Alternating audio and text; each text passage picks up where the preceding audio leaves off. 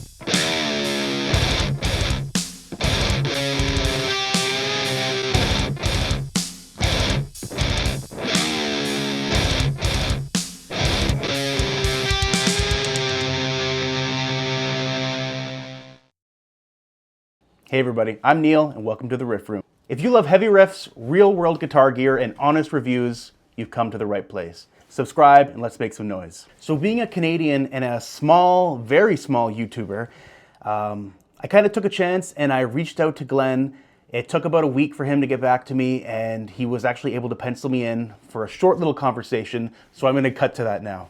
Hi Glenn, thank you so much for taking the time to chat with me, man. This is really fantastic. All right, everybody!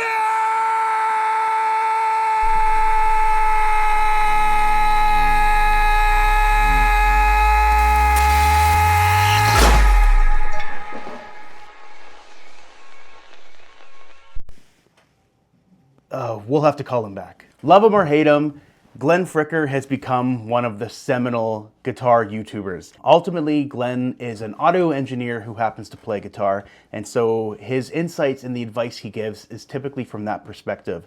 And his viewpoints can be super polarizing at times, especially when it comes to people who are kind of going by conventional wisdom, or we're doing what we've been told to do and we're doing what has always been done. In his heart, he does what he does because he wants the average schmo like me to be able to get great guitar tones without busting the bank and without kind of falling prey to snake oil salesmen, because I'll be honest, man, I'm bad for it. So the Northern Mauler is essentially two pedals in one, okay? On the one side, we have what is just basically a hybridization of the Revv G3 and G4, the purple and red pedals, which emulate the purple and red channels from the Generator 120. Everybody has those pedals, mainly because they sound good, especially the G3, the purple pedal. I love that pedal. I don't own one currently. I will likely be buying one. I do have a couple freebie amp sims that emulate that channel specifically, and I always get great tones from them. The other side is basically a clone of the Boss HM2, the Heavy Metal 2, that classic kind of Swedish death metal chainsaw tone. You know, it's a tone you either love or you hate. While I really love 90s kind of Swedish death metal and I love that tone, it's not something I typically gravitate towards myself when it comes to writing or recording my own music. Now the two channels run in parallel for one another, meaning you're not going to take the amp side and push that into the HM2 or vice versa. You're basically going to be able to either completely access the amp side, completely access the HM2 side, or kind of have something somewhere in the middle. Now the amp side has your typical 3-band EQ, so bass, mids, and treble, and then you also have the giver knob. Now Now the giver knob is basically the gain knob. It controls the gain and saturation for both sides. I believe Arnold from Arnold Plays Guitar, when he reviewed this, he thought the giver referred to like give or take, like have some, take some.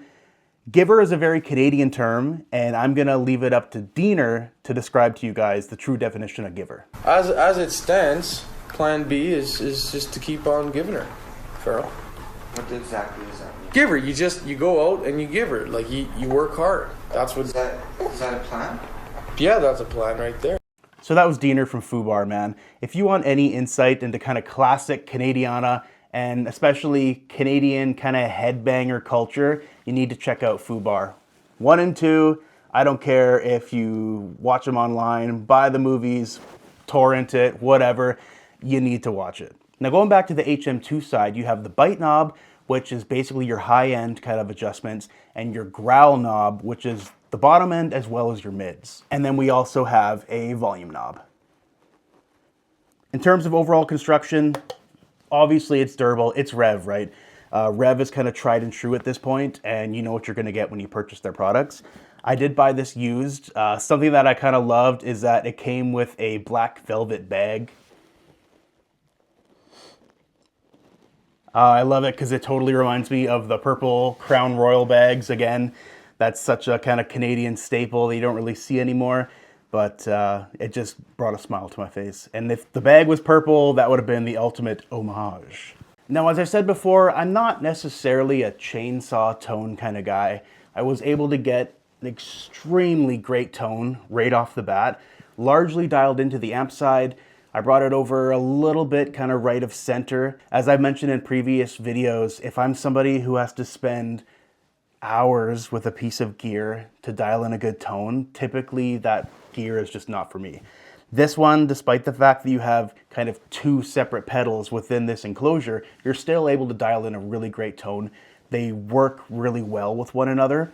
Now, given that Glenn is an audio engineer who plays guitar and not a guitar player who happens to audio engineer, I feel like the motivations for this pedal are a little bit different. I think that while you can definitely get a really great tone in the room with this pedal, you can also dial things in to find that sweet spot in your mix for this just to sit better with your drums and with your bass. And that's a huge thing. Again, Northern Mauler able to get great tones right off the bat. So what I want to do now is I'm going to use the Northern Mauler direct into my DAW, right into NAT-IR. I'm using a free impulse response from God's Cab. Free impulse responses are pretty easy to find on the internet, but it doesn't take long before you realize there's a reason why they're free. God's Cab is a collection of just phenomenal IRs. It's really easy to find a great sounding one regardless of what you're using. So I'm probably gonna link that in the description below, or at the very least, I'll put a picture somewhere so that you guys can see what it looks like. Again, it's free, and I'm all about free. Okay, so what I'm gonna do now is I'm going from my Vulture right into the pedal, right into Reaper, and I'm running the same impulse response I ran for the demo track, and I'm basically have the pedal dialed into what it was set for the demo track itself. And once we kind of see what that sounds like, then we're just gonna kind of go through. I'll probably crank the blend knob all the way amp side, go through the settings, then I'll crank it all the way to the HM2 side and go through the settings. I might mess around a little bit between blending the two, but we'll see what happens. So, as of now.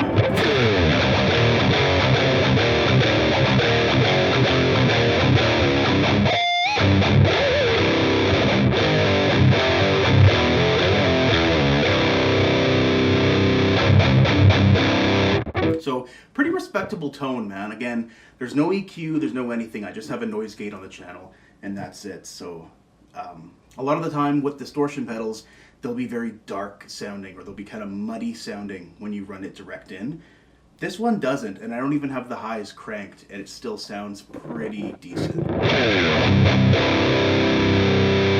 So what I'm going to do is I'm going to keep the volume level at the same. I'm going to put the blend all the way on the amp side, and then I'll go through the bass, middle, and treble.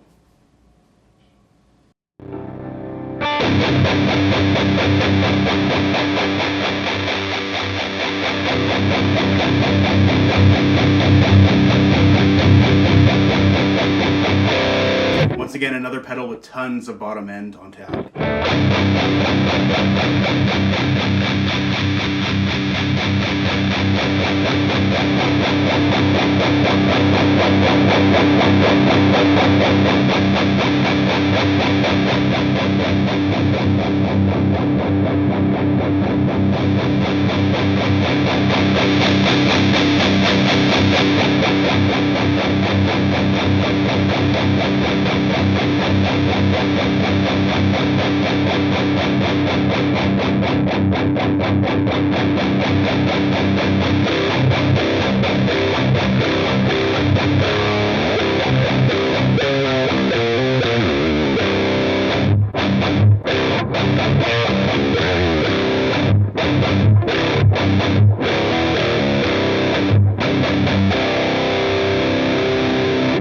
So now I'm going to put it all the way on the HM2 side.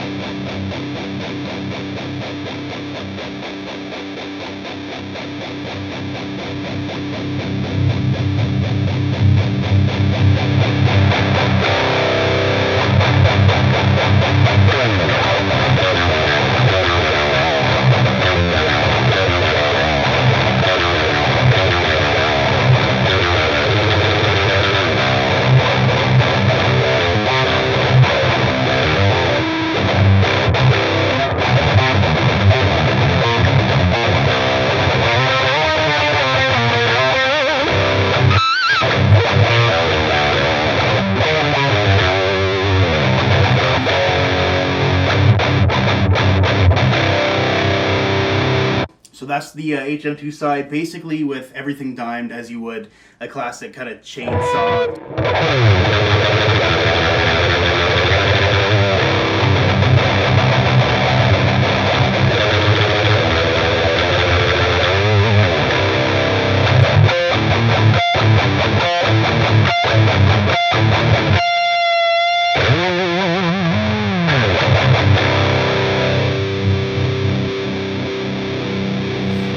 Definitely, unless you have everything kind of dimed, you'll have to adjust the volume on the chainsaw side. But let's kind of have something, I'll put the blend in the middle and just EQ everything to taste and see what kind of tone we can get.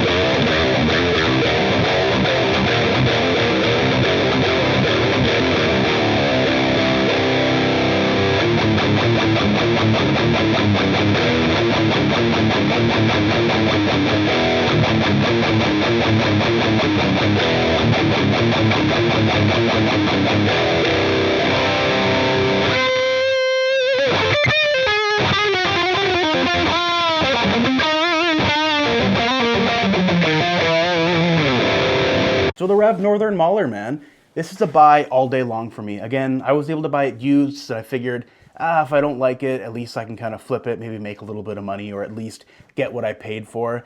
Even at the MSRP of, I think it's going for around $340 Canadian, which is probably $250, $260 US for this pedal. I think it's worth that all day long. Again, because not only are you getting a really excellent kind of amp distortion side, if you choose to, you can also get some wicked chainsaw tones and everything in between. Like I said, I was pleasantly surprised just with the tones I was able to get on the amp side of this. So if you like that video or you want to see more, you know, if you've enjoyed your time in the riff room, please subscribe. It means the world to me. And I've had a huge amount of new subscribers lately, and that was really motivating. I try and do something at least once a week. I have a couple other more things on the go, so expect a couple uploads a week. But ultimately, I'm Neale. This is the Riff Room. Thank you guys so much for watching. Take care.